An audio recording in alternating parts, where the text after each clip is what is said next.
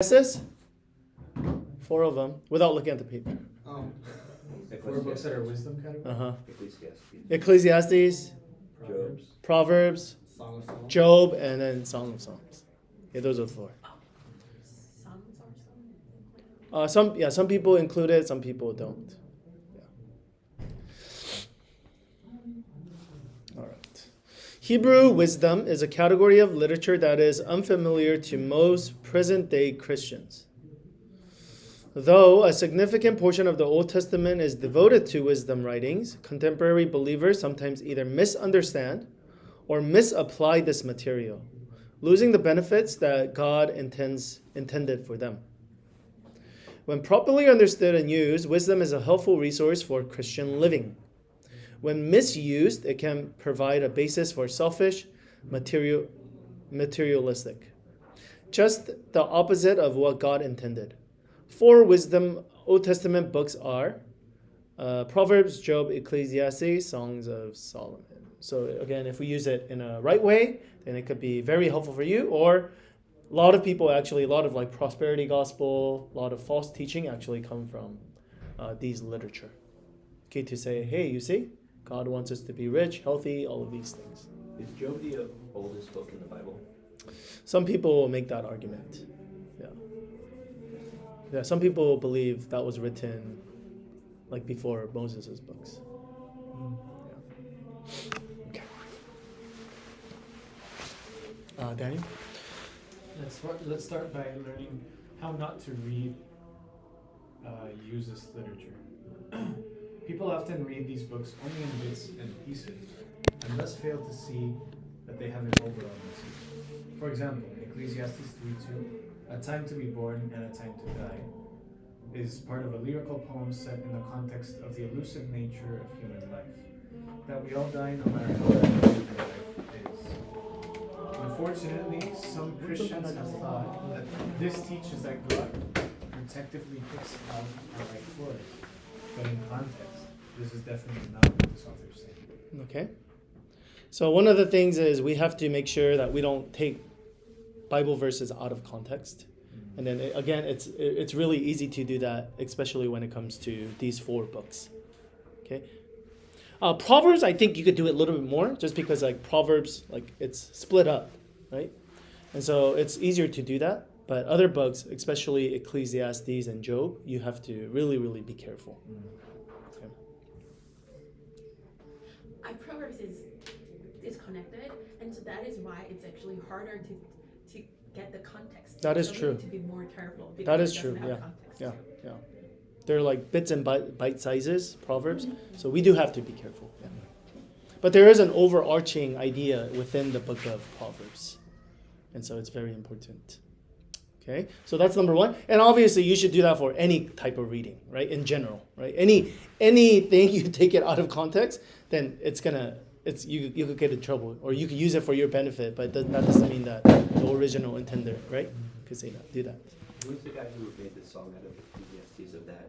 A time to be born, a time. He actually took that whole passage. It's one of the most famous songs. If you hear it, I'll find it for you. Okay. It's Okay. It's not like a Christian song though. No, I'm amazed I'm bringing a new fact to it. Huh? Okay.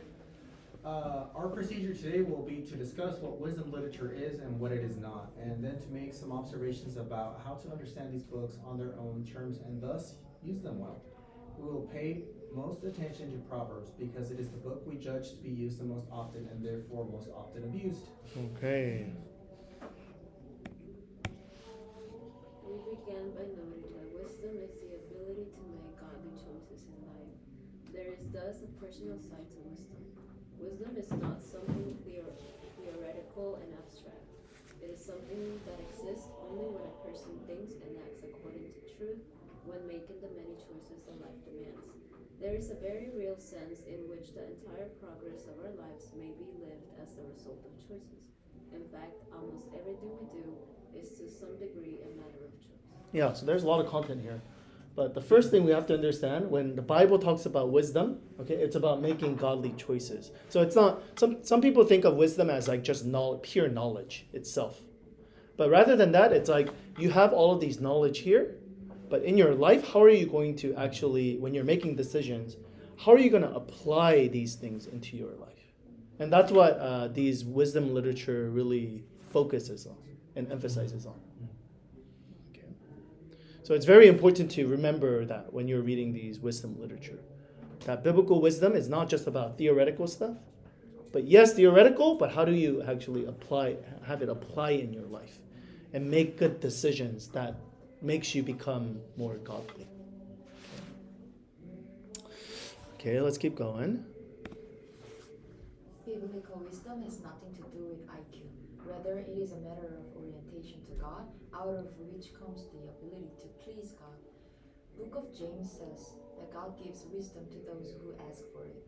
This is a promise, not that we can become smarter by prayer, but that God will help us become more godly in our choices. Yeah. Okay. So again, it's easy to think of like wisdom as like, again, something God's gonna like just put into you. And then because of that, like all of a sudden, like you're just smarter and wise, that's it. But rather than that, it's about having information, having knowledge, so that you yourself can make the right decisions. And so therefore, if you read specifically in Proverbs, there's a lot of things about do this, do that. Okay, ways of the wicked, ways of the righteous. Okay, it tells you what is good and what is bad. Okay. But again, the goal is not just successful life in like American, the American dream standard, but how can you become more righteous, more godly in that sense? Let's keep going. Lee? Wisdom literature then tends to focus on people and their behavior, how successful they are making their choices, and whether or not they are learning how to apply God's truth to the experiences they have. It is not so much the case that people seek to learn how to be wise, but rather that they seek to get wise. Anyone who seeks to apply God's truth daily and learn from their experience can become wise eventually. Yeah. Okay, so it's basically saying the same thing over and over. Okay, so you guys are kind of getting the point. Okay, so it's not about just magically like, boom, God makes you more wise, but it's really about God gives you information and then you using that to make right decisions for yourself, choices. Next. But there is a great danger in seeking wisdom simply for one's own advantage, or in a way that does not honor God above all. Woe to those who are wise in their own eyes. Moreover, God's wisdom always surpasses human wisdom. Okay. Any questions, clarifications? Questions, clarifications? Okay. I'm going to give you some proverbs, and we're going to actually go over some of these proverbs as well. But I want to give it to you, expose you to it first, and then for you, try to, with this in mind, okay, try to kind of decipher what you think the proverb is trying to say. Okay? So here's all of them. So with your partners next to you guys, just kind of go over one by one, and what do you think the point of the proverb is? Okay, go for it.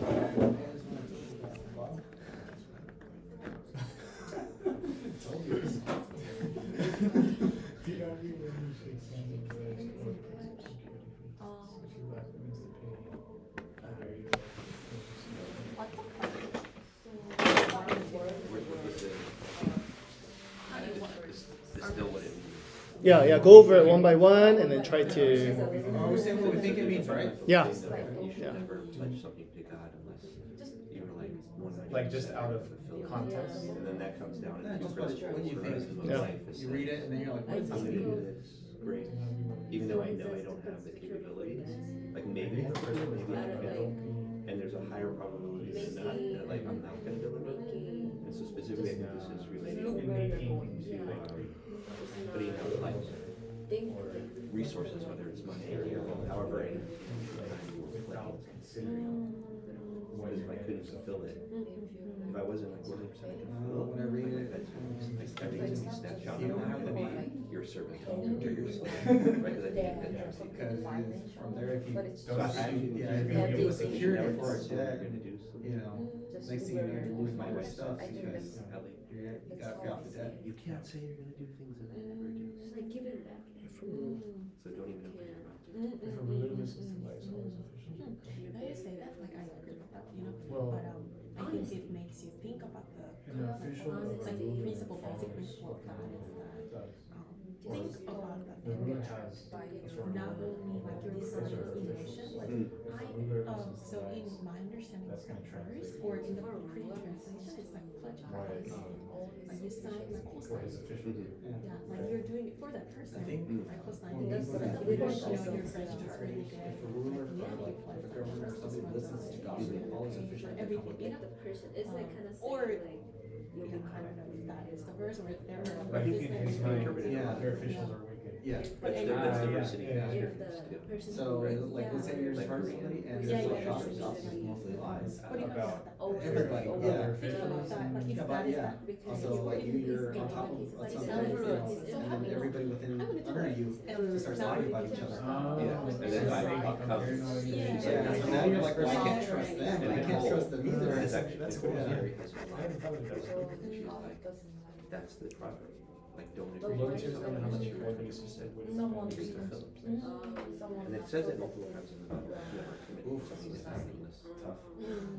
I don't know, somebody said, Yeah, God yeah, is yeah, a yeah. smoker, Well, and someone's a smoker, and they go, Yeah. they can't fulfill it, so you should never. Yeah, they just Boundaries, yes, that's boundaries, yeah, things. that's- I think Life the, is based on no, the the rules. rules are just the rules is for you to do. Yeah, Something it's not not stable. stable. Because But if it's she didn't have a legal. Oh, so that, like, if you're in a position of power, and you're surrounded by people who are gonna be telling you the truth for your best interest, you can be a better leader. Because everyone's gonna see that life's okay. And then the like people are gonna lie to manipulate you and have more power for themselves, so that can be something that's very different. So you end up with a bunch of lies, because it's a So, grace versus God like sometimes punishment for someone who isn't. lets her out. You have to be very dramatic hours or right. right, or else And then everyone's you'll see how much because I think to some extent that's like a church thing. That's how I see it with who you're comparing. You have to like use leadership with something. Leadership or even just like the fellowship. Like at some point, if someone bringing the people sin, if we embrace this and say it's okay, like everyone's going to start to say, oh, we're endorsing that we do that in the rules. Take control of his life. Right, yeah, that is Even true. like the Bannerstone stuff. We can apply it to people's It's even good like on our that. choice of our Yeah. own friends. The way of the Yeah, celebrity. that lie, that like The makes us way feel of good. the You know, like Is that how you kids are doing that on you can Celebrity is lady person.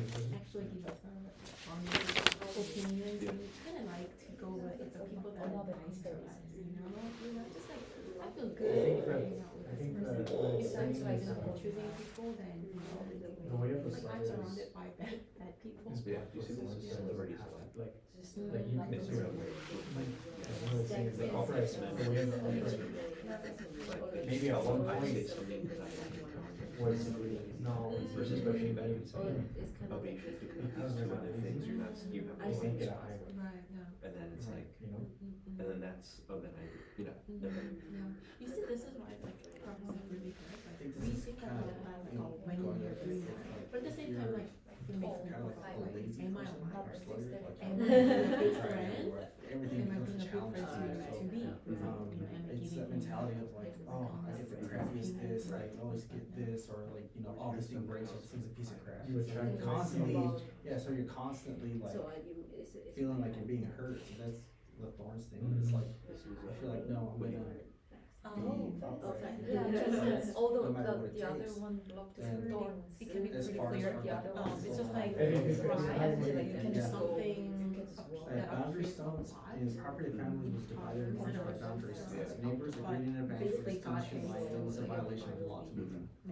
and so because he- they're attributing So- not to the glory So, of God, I but think to all themselves. this Yeah. has Our of big price is- boundary stones Results like in life thorns. him comes when taking you- Highway. I think it's of our actually needs. connected with like Like those You know, like he says like, oh, you know, I am wise because I know that One who I loves a am pure wise. heart and who speaks with grace will have a king Like for a the friend. people that are like, for example, rich people, like Well, I they think trust I'm answers for studying the book of everything. For Daniel. example, with like him. I don't He know, had a like pure like heart. like Steve Jobs, you know, like he had a lot of money, And he he was gained so the successful, trust. and so people are asking him questions, Literally, he had a king and for a all friend. the questions are going to him, as if he knows Or about everything. when Nehemiah, But actually, like Socrates was like, oh, you know, like you know about how to make money, not necessarily about life. You know, like why do I you think pretend that people you who know? show integrity So that was Socrates. Yeah. I think it's very, they don't go like, unnoticed. foundationally One connected. People who who have power, Yeah.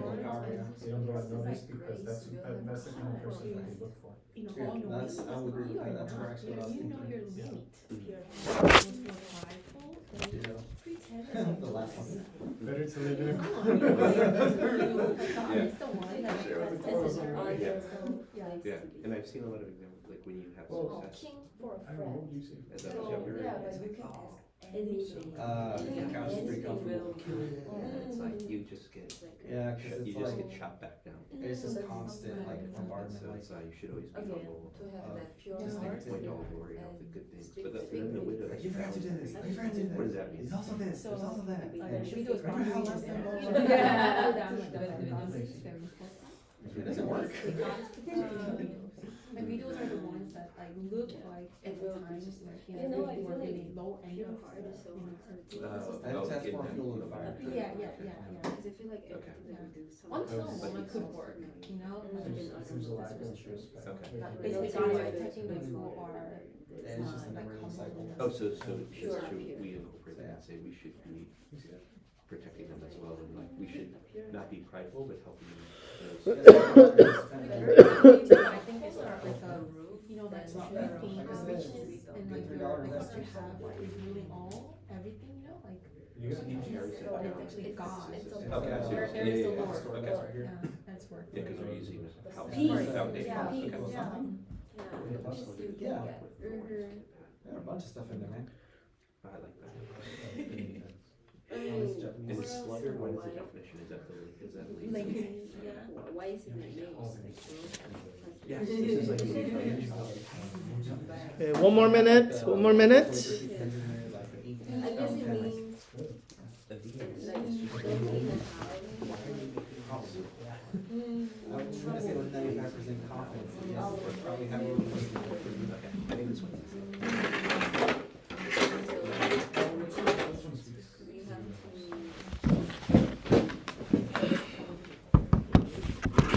Yeah, that's This one is a block that one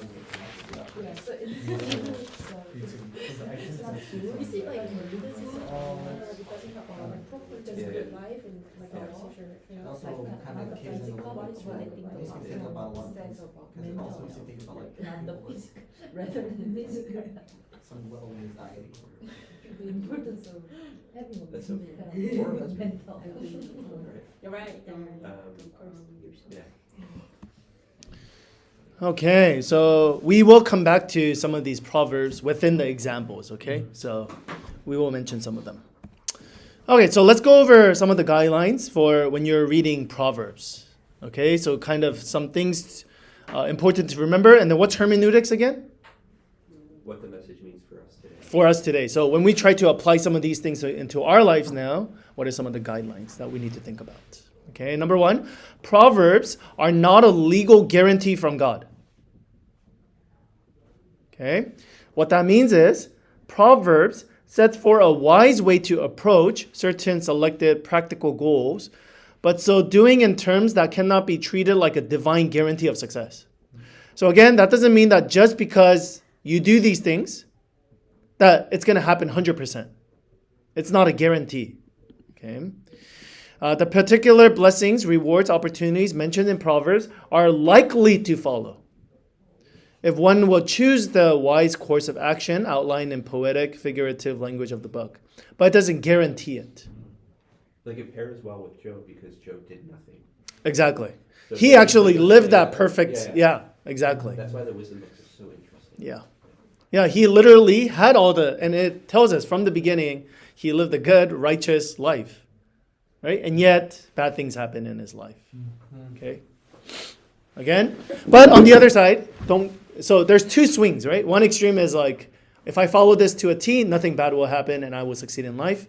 And the other side is like, whatever. Like, life is terrible anyways. I'm not going to follow these. Forget these proverbs. Life sucks anyways, kind of a thing. Okay? Rather, it's, hey, these things are going to set you up for success. But that doesn't always mean that it's going to lead to It's success. a series of probabilities, and this Right. probabilities into your favor. Exactly. And that's what it's saying. Okay? So that's one of the ways to think about it. For example, and this is what we talked about, right? Daniel, for example. If a ruler listens to lies, all his officials become wicked. The Lord tears down the house of the proud, but he sets the widow's boundary stones in place. The first saying shouldn't be taken literally. The main idea is that rulers who want to hear lies instead of the truth will father people around them who will say what they want to hear. The second example is obviously not literal in intention. We know from experience and from the Bible that there are indeed proud people whose houses are still standing, and that there are widows who have been abused. However, the proverb is trying to convey that God opposes the proud and is on the side of the needy. Okay. Does this make sense so far? Okay. So don't take it too literally and as a guarantee. Okay. These are principles. Yeah. Proverbs must be read as a collection. Each inspired proverb must be balanced with others and understood in comparison with the rest of the Bible. You must guard against letting their intensely practical concern with material things and this world make you forget balancing value of other scriptures that warn against materialism and worldliness. Okay. So once again, we talked about this before, but the concept is, again, we have to understand that we have to take some of these principles, but again, apply it to the whole Bible as well. Okay? Because again, it's going to talk, the Proverbs talks a lot about money. Proverbs talks a lot about practical things. Okay? And yet the Bible also talks about that this is not our home either. Okay? So we need to, again, there's things that we do need to be concerned about. And yet we cannot forget that like trying to build our kingdom here is not the ultimate purpose in our life either. So there's a balance of that. Of course, there's extreme views of that as well, right? They go, I don't care about anything here. So I'm not going to care about my family, or I'm not going to, I'm just going to spread God's words, and then, I'm just going to do that. And then there's other extreme as well. We go, there's no spiritual realm. There's no heaven. I'm going to put 100% into my life here as well. Okay? So that's why a lot of people, actually, like even secular people, really likes Proverbs. Because they're like, oh, this is really good stuff. But they forget that it's within the Bible and that there's a bigger meta narrative within the Bible. Okay, so don't forget that. All right, number 3. Proverbs are worded to be memorable, not to be theoretically accurate. No proverb is a complete statement of truth. No proverb is so perfectly worded that it can stand up to the unreasonable demand that it applied in every situation at every time. The more briefly and parabolically a principle is stated, the more common sense and good judgment are needed to interpret it properly. But the more effective and memorable it is. Yeah, so the point of these proverbs and these sayings are to make it more memorable for us. Like quotes that we have, right? So here's an example. For example, look before you leap gives this proverb certain catchiness. They are not as easy to forget as these statements. In advance of committing yourself to a course of action, consider your circumstances and options. The later statement is more precise but lacks the punch and effectiveness of the former wordings, not to mention the fact that they are much harder to remember. A proverb does not state everything about a truth, but rather points towards it. Yeah. So again, these are just 4 words. And it could be applied to many different situations. But again, it's kind of ambiguous as well. So does it mean like literally leaping and stuff like that? Again, right? But again, if you say it in this way, it's much more, when you're making decisions. It's not about literal jumping. Of course, you should be careful when you're jumping as well. But when you're making decision. Does that make sense? Mm-hmm. Right? But again, there's a lot of proverbs where it's like this. It doesn't tell you every single scenario. Okay, so again, we have to be careful with that. So again, the proverbs are worded to be memorable. Look before you leap. That's much more memorable and easier to keep that in your mind. It's not theoretically accurate in that sense. Okay, we'll go over to our last one. Some proverbs need to be translated to be appreciated. A good many proverbs express their truths according to the practices and institutions that no longer exist, although they were common to the Old Testament Israelites. Unless you think of these proverbs in terms of their true modern equivalents, their meaning may seem irrelevant or be lost to you altogether. Yeah, so 2 examples of this. One is we don't have a king. Okay, we live in a country where we don't have a king. Okay, so this can be lost for us, the meaning of it, because we don't know what it means to have a king on as a friend. But for the original listeners, when they heard this and they said, because they had all kings back then, and they go, oh, you can have, again, if you live like this, it's like as if you could gain a king as a friend. They understood that meaning much better. So there are certain things that it's hard to, and so we have to find a modern example of this. Okay, do we have a modern example of this? I interpret this to be ease in making friends, but you can make friends with anyone if you have a pure heart and grace. And a king would be like, I might just be a common person, but if I can make, with the most powerful people in today's world, I can make friends with them. Sure. Easily. Right. With Right. this approach. Exactly. Okay. So we have to try to find whatever meaning you got out of it. Again, the concept of king is lost for us. And then the second one, it's better to live on a corner of a roof. But again, for us, what do we think of when we think of roof? We think of like this. That's what we think of a roof. But for the Israelites, they didn't live in a home like this. How did they live in a home? It was all flat. And so a lot of the guests would actually sleep on the top of the roof. Okay? So again, those are kind of things, if you think about it literally, that it's like, how can you sleep on a top of a roof? That doesn't even make sense. You'll just roll off and die. Okay? That's what it's implying. Okay? So again, it's easy to think that, oh, it's like, yeah, it means like literally it's better to die than to, but it's not saying that. Okay? Rather, it was flat. And so again, some of these things are lost in translation. And that's what it's saying. Okay? So these are some of the things to consider. Okay? Any questions or thoughts you guys have? Clarifications on the book of Proverbs? I keep thinking of is there a proverb that says something like, train a child in the way they should go, and like when he's older he won't depart from it. And I think of like parents who read that literally and take it as like 100% divine guarantee, and then their child becomes rebellious and they're like, well, what did we do wrong? Sure. But at the end of the day, like the child has a choice. Sure. Right? Isn't there one too that says like, spare the rod, spoil the child? Yeah. Yeah. It's like, oh shit. Because I brought something up in our family study group. Yeah. And Wusuk was like, oh no, because I said something about like things you see Sure. that don't reflect Christianity. Yeah. Well, there is a proverb that says that. Yeah. So, how do we interpret those things? So again, those things, it's about discipline, right? It's Exactly. important We said to today, we have it's to discipline, discipline. not actually Right, capital. right. But there are certain people who believe, it's still like we do need to not like do it out of like punishment, but do it out of discipline. Like hit out of discipline as well. Yeah. All right, let's go to Book of Job really quickly with partners next to you guys. Couple of minutes, go for it.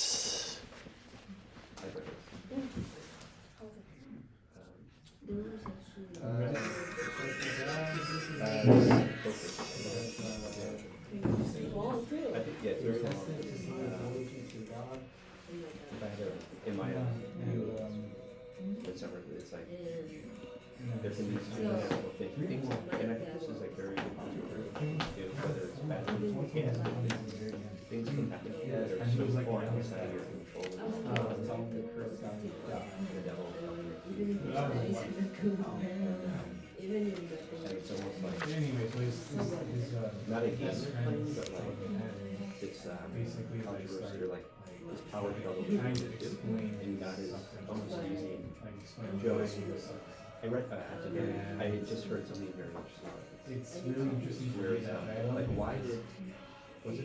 And I don't know. Because some of what they say is where true, it's like, but it's God mixed didn't- with a lot of the devil was false. just like passing through. And so like when And God God says says, So And then- have you seen Job? And then there's a lot of Job, like And then that romantic kicks off the whole thing. complaining. And this guy's just living his life. Yes, I was This whole I've actually never really read into the It's conversation of ridiculous. Joel too much. It's really interesting because we often like criticize the friends for telling you, oh, you must have done something so it deserves. But some things that the friends say are actually pretty judgment. Yeah. So it's interesting to read it to see, well, this is true. But when he says immediately after, that's not. It's interesting. And also like all the friends to go from supporting Another him, way from which is true. Like sometimes you like I think of like the No, it's pretty much what it's all. Oh, yeah. And then, and this is then the all of this Job. And then when he's done complaining about his like shut up now, maybe it strikes out and he says people basically like, were you there when I created the earth? Were you there when I laid the foundation? Were you there when I did this? Job was like, But that's true. Like totally understandable here, right? I mean, their perspectives. I think so. Actually, I don't In think Proverbs I too. finished. and God this never too. did. Well, I don't think I That's big the wisdom. lie, all that. So, And then there was like Job their never how to actually, wisdom then. Because I'm like, he never actually knew what all that Job. like wisdom literature. No. And I read it and then you was honest. You know, like what they're saying. So it's literature, you start instantly think like And because the God just tells you, they are wrong at the end. like, And God hey, is dealing with be quiet and let God. because of that, whatever they said is right. But I don't think it's Like in an assuring, they were Yeah, like reaffirming, but like, he's not, he's So like they use it explaining as what. like a and then Because God never said, well, you know, Satan came to me and said, you know, I know that he only loves you because of good intentions, and that's why I allowed him to do that to you, but like he never explained anything. before and then it's like you know so the law was not Basically just given like, to the people like so their organization is based on it's very different than other nations based on it's really like that their arguments are based on their own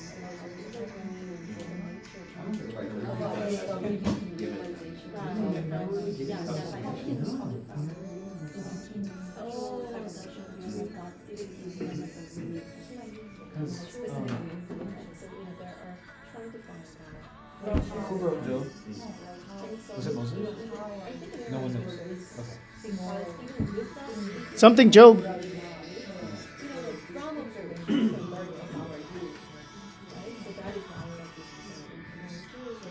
Interesting.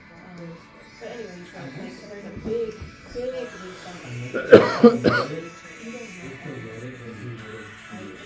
and then later, you know, God is the love and people and the more well. So even like with like Oh. Yes, please. The thing that I heard was so compelling was God is actually serving. Okay. It's really funny because after God is So it's like he has this collision with it. And then it's like he doesn't know that Job's gonna break it. Okay, so most people when they're reading the book of Job, they're not really thinking of it as a wisdom literature, but a lot of it think of it as, oh, it must be talking about suffering and why people suffer. Okay, but that's not the main idea of the book of Job. Okay, of course it does involve somebody who is suffering. It has nothing to do with that, but more of what does it mean to be wise again? Okay, what does a person who has godly wisdom, what does that look like? Okay, so we're just gonna go over it really fast. So it might be, I'm sure most of you guys are familiar with the book of Job. So let's go over a really quick summary. Job, a godly man, knew that he had done nothing to deserve the wrath of God. In his frantic speeches, he assets his innocence eloquently and also expresses his frustration at the horrors he has had to endure. His colleagues are horrified to hear such talk. To them, it is blasphemy. They persist at trying to convince Job that he is offering God by his protestations. They urge him repeatedly to confess his sin. In the end, God both corrects Job and puts the situation in perspective, but he also vindicates Job over the wisdom of his callings. Okay, so you guys know the story. Job goes through a lot of stuff, and then he's basically like, I'm innocent. I don't understand why God is doing this to me. And his friends are like, well, it's obvious. You sinned against God. And so that's why. And they, for 40 chapters, they go back and forth, back and forth, back and forth. Okay? But in the end, God comes and says, no, both of you guys are wrong. Okay? And it's very clear that they're wrong. Why? Because in chapter 1, we clearly see that it has nothing to do with Job. Job's action or inaction. When I first came to the church, you said there's a really big story about, like, why did God, like, stop Satan and say, have you seen my servant, Job? So it'd be fun to spend some time in future sessions. Yeah. Okay, let's keep going. Daniel? As to the question of whether everything in life is fair or not, Job had prevailed. It is not. As to Job's wondering, why me, God had prevailed. His ways are far above our ways, and his allowing suffering in our lives does not mean that he does not know what he's doing, or that his right to do it should be questioned. His choices are always superior to ours. This is true wisdom at its finest. The reader of the book of Job learns what is simply the world's wisdom, seemingly logical, but actually wrong, and what constitutes God's wisdom and builds confidence in God's sovereignty and righteousness. Right. In the end, that's what Job is really trying to teach us. That in the end, like, you can go back and forth and I'm right, you're right, and human logic and no, doing all of this. But in the end, again, God knows what he's doing. And that's what he basically says to Job. And a lot of people don't like that. But that's what he basically says. He says, do you understand all of these things about the universe? You don't. And so it's like, how are you going to understand all of this? You don't. Okay? So the basic idea is, this is true wisdom. It's teaching us that if we try to go with our mindset and then we try to, judge based on that, then we're never going to really understand. But we have to understand that ultimately, in the end, God knows what he's doing. Even though it doesn't seem like he knows what he's doing, perhaps. Okay, so that's true wisdom. Okay, so again, that was a very, very short intro, you go a lot more in depth with the book of Job. Let's keep going. Be sure not to miss the overall structure of the book. The poetic dialogues of the book are Framed. Are framed by a prologue that tells you in advance why Job suffers so severely, by an epilogue in which Job is openly vindicated and rewarded. This kept the story in proper perspective. This is not a story about someone suffering, but about God's gracious superintendence of suffering and the way that innocent suffering can truly glorify God. Right. Okay. So again, we have to do 2 more wisdom literature. So we can't go in depth with it. Any questions about what it's talked about here? Is this book where you spend time when like an atheist says, if there was a God, why does he allow suffering? Is that the answer? Is like... No, I think this is one part of the answer. Yeah, one part of the answer. Yeah. So in short, like, the book of Job was never meant to, like, explain why Job went through so much. Like, God right. That was not the point of, yeah. So the whole point of it is to just basically say, do you want true wisdom? Then that means to recognize that God's ways are higher than yours. Mm-hmm. Yeah. That there's things that in this life that you don't understand. Yeah. Or Shakespeare said it like there's more than your human philosophies and science. So he said something like that. Anyways, that's like Book of Job. Yeah, there are like philosophical conversations on like our books, like childhood books. It says like those who are good are rewarded, those who are wicked are always punished. But it's actually not true. Like we grew up in that kind of like mechanism, but when you grow up, like you are good, but you're not rewarded. Sometimes you're those evil people are not punished. Sure. Like philosophers were like kind of like having that like life is meaningless because it's just so random. But it's so funny. It's just like to hear so honestly. Okay. Any other questions or clarifications? Yeah, if you guys want, we could actually, I don't know if any of you guys were here. I think Jungwon was here for sure. We actually did like a quite a long series about suffering and about Book of Job and things like that. Maybe Luis was here too. I'm not sure. Okay, let's go into our next book. We actually did a sermon series on it a couple months ago, so we are a little more familiar with it. So get together real quick. I'm going to get batteries. This is my favorite. Yeah, This was a clear explanation. it takes, Actually, nothing does matter, but you should find joy in your everyday Proverbs endeavors and put yourself and above even the Job, clouds. where what Grace was saying, if you follow your right path, if you're righteous, Because your everything reward else is, is and if what I found you're is lazy, if you're wicked, if there was an you interesting tell position lies, of a note then for that will not go unpunished. And chasing then Ecclesiastes comes in and where says, it was like actually, life Which is to not me always is that like- fair, you know? like when you can't see, it's just like you're just I love Ecclesiastes like because it's like, alright, so here's what real life see looks like, in life you know? that You know, I think have That's what meaning. he got. just Everything. because you're righteous doesn't mean that you're But to gonna me, be it's like you can't rewarded. see wind, but when you Or think sometimes about the the way you get away with like it. transition, Yeah. it was like it was So I think Until- Ecclesiastes is a very so I can try to grab the picture, but I'll never get it. Just go through my fingers. it's And I was like, if it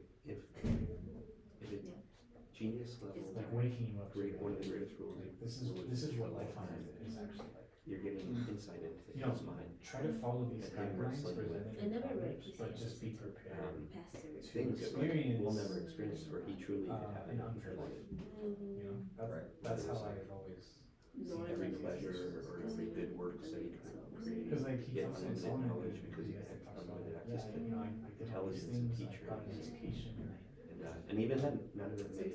I did good, and it was all He says like, as much as your eyes can see and your ears can hear, your mouth can What think, if you'll never he be got satisfied. everything but So like, I mean, I just that's texted this only to a my thing about friends is who were, they're both very wealthy, right. and they were talking about like their main Like, at the end goal of the day, in the life only thing that matters like is is to leave will I be generational wealth to their kids, Mhm. because that'll set their children to follow the truth. I think he summarized it all And I at the end. responded to that with like,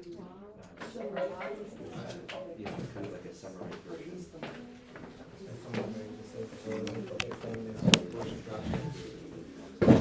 The irony, I know it's there's another nuance in this translation to grow still. English people and other positions.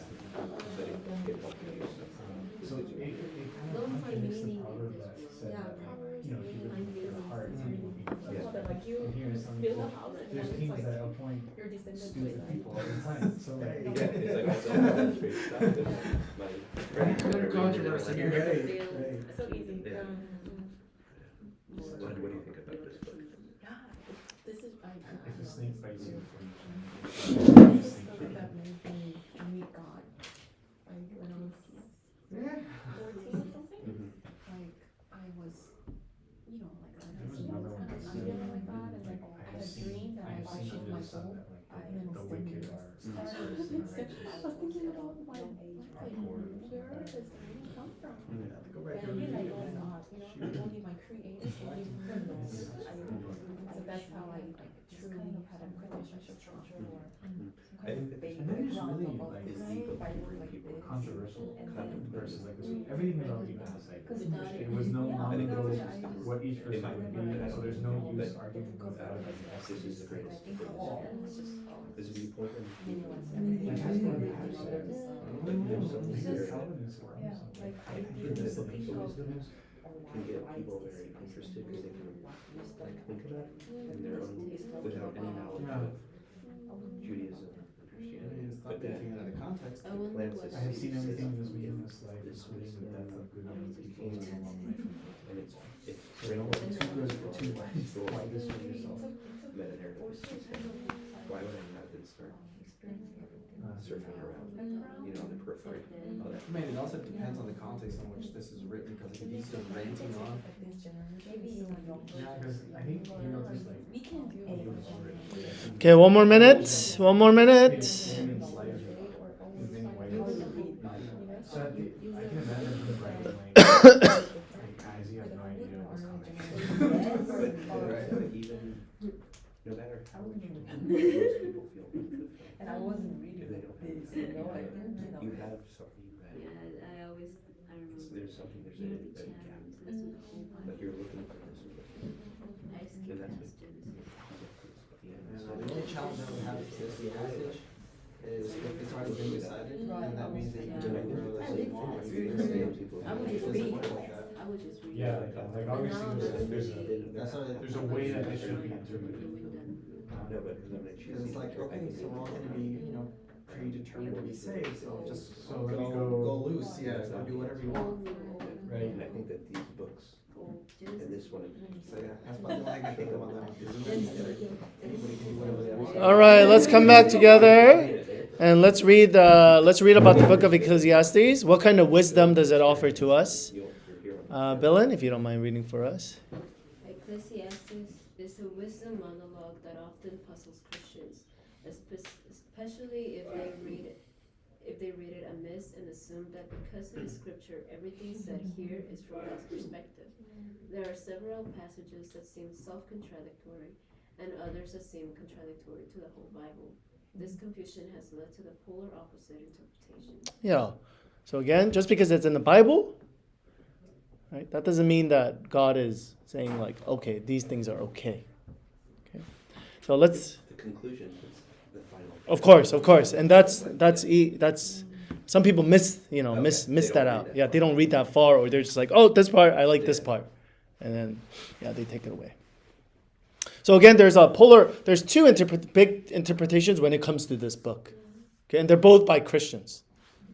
Okay, and actually, this book itself that I'm getting this material from, there's two authors, and the two authors they disagree. They have two different views as well. Okay.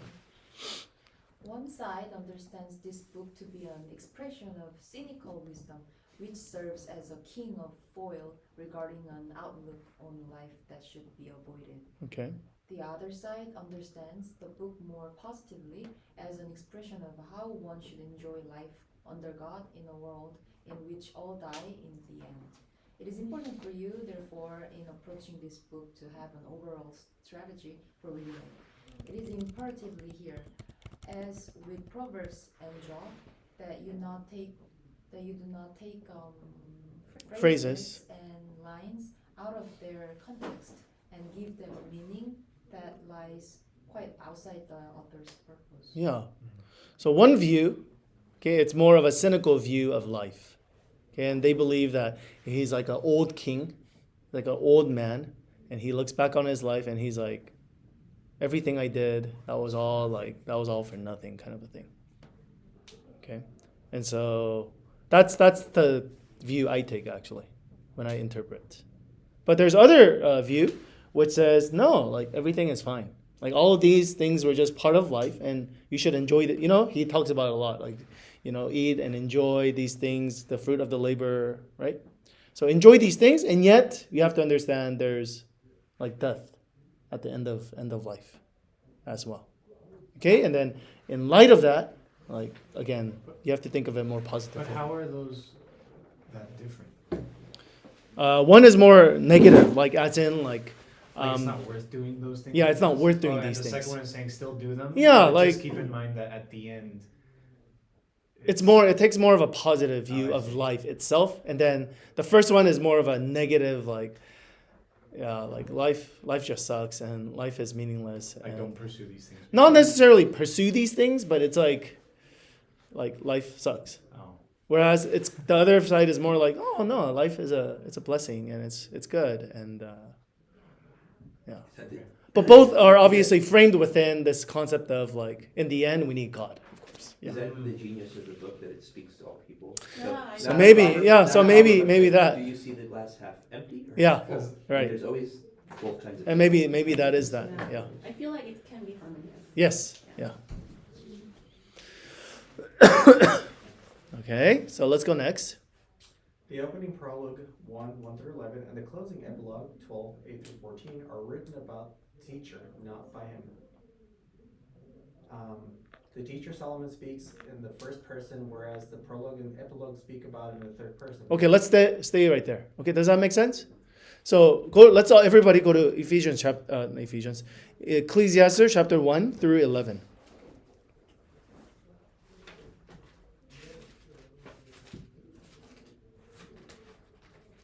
So if you look at Ecclesiastes chapter 1 through 1, the words of the teacher, son of David, king of Jerusalem.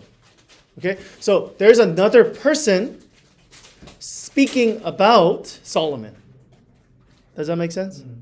And then he goes, and then from verse 1 through 11, it's just another person describing Solomon. Okay, but if you look from verse 12, what does it say? It says, I, the teacher. So the narrator changes. Now, Solomon is talking. He himself is saying all of this. So it gives you a framework. And then same thing at the end too. If you guys go to Ecclesiastes chapter 12, the last chapter, go to chapter 9. Oh, sorry, not verse 9. Chapter 12, verse 9. It says what? In addition to the teacher being a wise man, now again, it's speaking as a third person.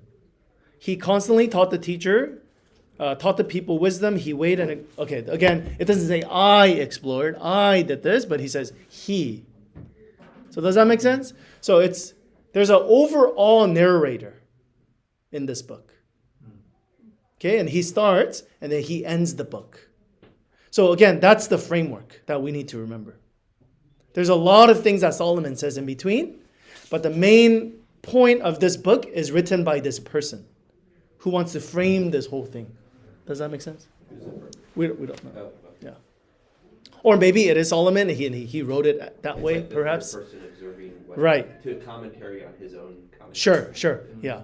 And maybe he wanted to frame it that way. And that's why some people believe that this book itself was not written by Solomon, written about Solomon, but not necessarily. Yeah, does that make sense? Okay, so that's what this first sentence is saying. Okay, so again, the opening prologue and the closing epilogue are written about the teacher, but not by him. Okay, the teacher Solomon speaks in first person, whereas epilogue speaks about him in third person. Does that, okay? So let's keep going. They frame what the teacher says both by summarizing his message and by informing the reader. What the teacher says can be very valuable for learning wisdom, but the wise reader must not take the teacher's specific conclusions as the final word. The final proper perspective is the overview provided by the last two verses. Fear God and keep his commandments, for this is the duty of all mankind. Yeah, so if you're still in chapter 12, go to verse 13. Okay, when all has been heard, the conclusion of the matter is this. So that's the whole point of the book, right? He's framing it for us. Not what Solomon said, but the person who wrote a book. And he says, the whole point of it, for God will bring every action to judgment, including every hidden thing, whether good or bad. Or this, fear God, keep his commandment, for this is the duty of all mankind. So basically, like whatever approach you take, either one or two, the purpose of life is the same for everyone. Right. Or more than that, the point of the person who's writing this, the whole point of wisdom for him is this right here. Yeah. And then how you understand how he got to that, that's a little, but again, this should frame how you read Ecclesiastes. That's the whole point. Whatever Solomon is saying in between, whatever conclusion, because sometimes he says like, and that's why some people take those words literally when he talks about, in the end, it's about eating and drinking and doing that. But that's not the conclusion. Even though that's Solomon's conclusion, that's not the conclusion of this book. Okay? And that's why some people read that and they go, wait, why is it contradictory? But that's what Solomon was saying in his mind. But again, for us, what's important is, in the end, it's this.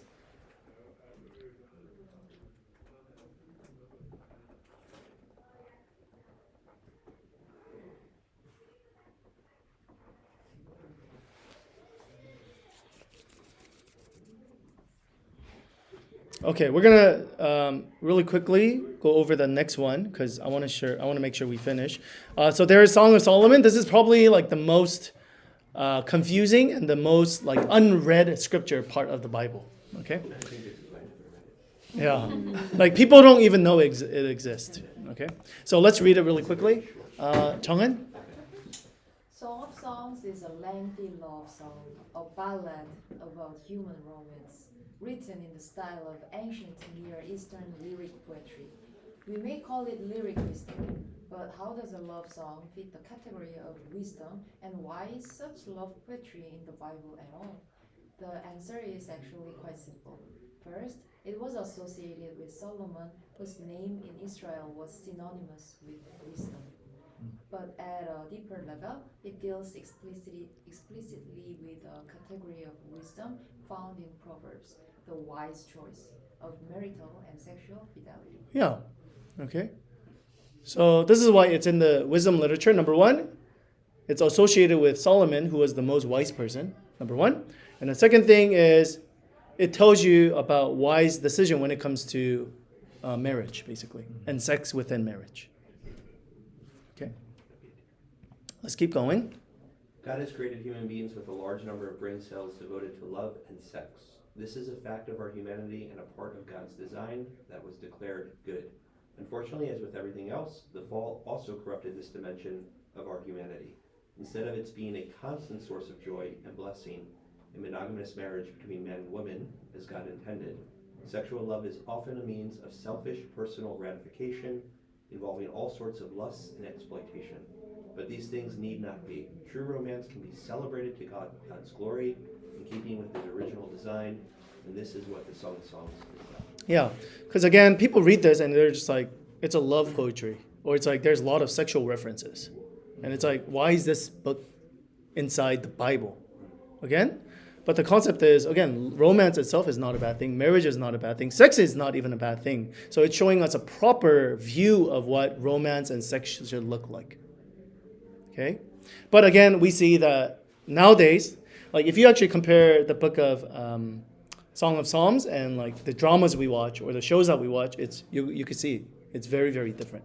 So it's showing us what real romance and sexual relationship can actually be within a godly relationship. Okay, and again, but it's some of the description is very erotic. Okay, and that's why there was rabbis who they're like, no, this book cannot go into the Bible. Okay, or the Jewish, book. I heard in Hebrew it's more. No, I'm sure. It's They more. toned it down. Yeah, because it's like too much. Yeah, yeah. So real. It's very graphic. Yeah. Here then are some of the considerations we think will help you use the Song of Songs in the way scripture intends. First, try to appreciate the overall ethical context.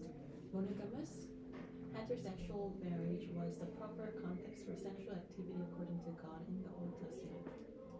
It's kind of ironic because Solomon was married to like 10,000. Yeah. Anyways, the attitude of the book itself is the very antithesis and of unfaithfulness. Marriage consummates in continuous love between a man and a woman. Yeah. So it's basically talking about it's showing us what faithfulness looks like and what unfaithfulness then also looks like as well. Okay. Let's go next. Second, be aware that the Song of Songs focuses on very different values from those of our modern culture. Today, experts talk about sex techniques and almost never about virtuous romance. Okay? The attraction of a man and a woman to each other that leads and to continue in long life marriage. Okay. Some experts advocate self-indulgence. The Song of Songs emphasizes just the opposite.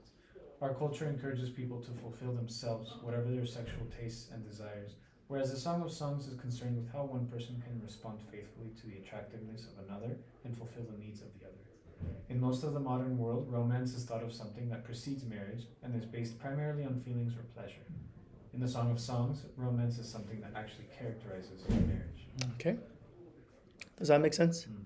So again, the emphasis of nowadays what movies and media portray as romance, okay, and what it talks about here is very, very different.